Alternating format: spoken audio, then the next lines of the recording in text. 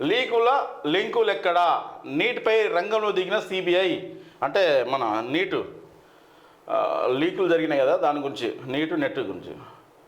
4 రాష్ట్రాల్లో కదులుతున్న డొంక. బీహార్లోని పాట్నా, గుజరాత్లోని గోద్రా స్పెషల్ టీమ్స్, మహారాష్ట్రలో 2 అనుమానితులను విచారించిన పోలీసులు.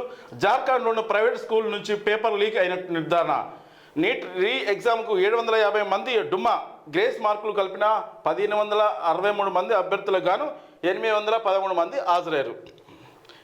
ఈ పేపర్ లీక్ అయింది, ఎవరెవరు ఎక్కడ ప్రాబ్లం ఉందో వాళ్ళందరికీ రీ ఎగ్జామ్ లేట్ అయింది. ఎవరికి 1563 మందికి తిరిగి ఎగ్జామ్ పెడితే అలా 813 మంది హాజరయ్యారు. మిగతా వాళ్ళు డుమ్మా కొట్టారు, గ్రేస్ మార్కులు కలిపారు. ఎందుకు లేట్ అయినందుకు.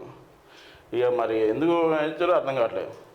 కానీ గట్టి బందోబస్తు చేస్తుంది సిబిఐ. ఎంటర్ అయింది, ఇక న్యాయం జరగాలి వాళ్ళకు కూడా. ఎందుకంటే తిరిగి ఎగ్జామ్ పెట్టాలని వాళ్ళు కొట్లాడుతారు. మరి తిరిగి ఎగ్జామ్ పెడితేనే బెటర్ అనిపిస్తుంది నాకు కూడా.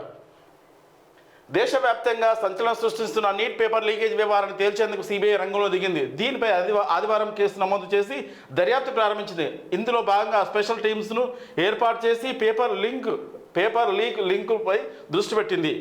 ఆ టీంలో బీహార్లోని పాట్నా, గుజరాత్లోని గోద్రాకు పంపించింది. నీట్ పేపర్ లీక్ అయినట్టు ఈ 2 చోట్ల పోలీసులు కేసు నమోదు చేయడంతో స్పెషల్ టీమ్స్ను ఆయా ప్రాంతాలకు పంపించింది. మరోవైపు బీహార్లోని పాట్నా, గుజరాత్లోని గోద్రాలో నమోదైన పోలీసు కేసులను సిబిఐకి అప్పగిస్తూ ఆయా రాష్ట్ర ప్రభుత్వాలు నోటిఫికేషన్లను విడుదల చేశాయి. కాగా నీట్ పేపర్ లీక్ అయినట్టు ఆరోపణలు రావడం, దేశవ్యాప్తంగా నిరసనలు తీవ్రం కావడంతో ఈ కేసును సిబిఐకి అప్పగిస్తూ శనివారం రాత్రి కేంద్ర ప్రభుత్వం ఉత్తర్వులు జారీ చేసింది. దీంతో గుర్తు తెలియని వ్యక్తులపై ఐపీసీ సెక్షన్ 120 బి క్రిమినల్ కుట్ర, బి 420 చీటింగ్ తదితర సెక్షన్ల కింద సిబిఐ కేసు నమోదు చేసింది. నీట్ పేపర్ లీకేజ్ ఆరోపణలపై సమగ్ర దర్యాప్తు చేపట్టాలని కేంద్ర ప్రభుత్వం కోరింది. దీనిపై కేసు నమోదు చేసి దర్యాప్తు ప్రారంభించాం. ఈ కుట్ర చేసింది ఎవరు, ఇందులో ఎవరెవరు ఉన్నారు, పెద్ద ప్రభుత్వ సంస్థలు, ఉద్యోగుల ప్రమేయం ఉన్నదా తదితర విషయాలను తెలుస్తాం అని సిబిఐ అధికార ప్రతినిధులు తెలిపారు. ఇలా పెద్ద పెద్ద చర్యలు ఉంటాయి. ఎందుకంటే 30 లక్షలు 40 లక్షలు మార్పిడి జరిగింది. ఒక్కొక్క పేపర్కు అమ్ముకున్నారు. మరి ఆ దొంగలందరూ బయట పడాలి.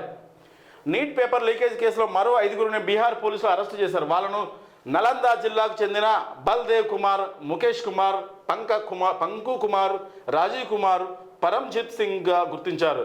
వీరిలో బల్దేవ్ కుమార్ పేపర్ లీకేజ్లో కీలక నిందితుడైన సంజీవ్ కుమార్ అలియాస్ లుతన్ ముఖ్య గ్యాంగ్ సభ్యుడని పోలీసులు తెలిపారు. నీట్ ఎగ్జామ్కు ముందు రోజే సాల్వర్డ్ క్వశ్చన్ పేపర్ పీడిఎఫ్ ఫార్మాట్లో బల్దేవ్ కుమార్కు అందింది.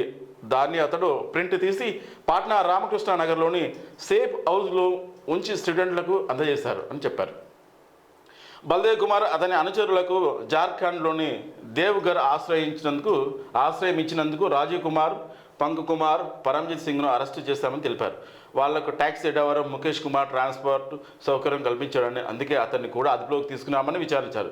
కాగా బీహార్ పోలీసులు ఇంతకుముందు 13 మందిని అరెస్టు చేశారు. దీంతో ఆ కేసులో అరెస్ట్ అయిన వాళ్ళ సంఖ్య 18 చేరింది. కష్టపడకుండా సుగంధకలం దక్కదు, కష్టపడితేనే ఫలితం దక్కుతుంది. మంచిగా చదువుకోవాలా, మంచిగా ఎగ్జామ్ రాయాలి. కరెక్ట్ చదువుకున్న వాళ్ళకు అన్యాయం జరుగుతుంది. ఇలాంటి ఫ్రాడ్ చేస్తే అది ఎప్పటికైనా దెబ్బనే. మీరు ఏం వైద్యం చేస్తారు, డాక్టర్ వృత్తులకు చేరుతారు. చేరిన తర్వాత ఏం చేస్తారు, ఈ దొంగ సర్టిఫికేట్ పెట్టుకున్న దొంగ ఈ సరిగ్గా చదవండి ఏం చేస్తారు మీరు, మీ దగ్గర ఏమొస్తాయా నాలెడ్జ్ ఏముంటుంది మీకు. సిబిఐ ఎంటర్ అయింది కదా, మీ తతంగం బయటపట్టాలి. కానీ నీట్ విద్యార్థులు మాత్రం తిరిగి ఎగ్జామ్ పెట్టాలి. నీట్ ఎగ్జామ్ మాత్రం తిరిగి కండక్ట్ చేస్తేనే మంచిది.